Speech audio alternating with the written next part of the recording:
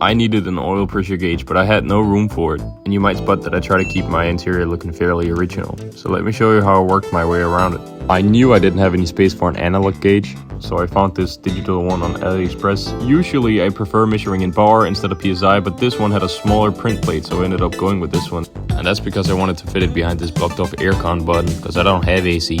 So what I did was I basically tore this gauge apart and glued the print plate onto the back of this panel right here.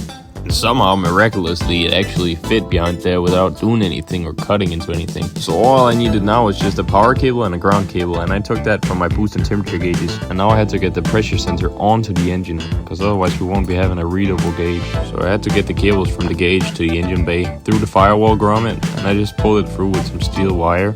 And I already have this sandwich plate, which I have my temperature sensor connected to. I ended up switching around the two sensors because that made it fit without any elbows or adapters. The thread size is a 1/8 NPT thread, which is a conical shaped one that's mechanically sealing. But I did use some thread lock to make sure it wouldn't leak at all. But after tightening down the sandwich plate, you just have to refit the oil filter.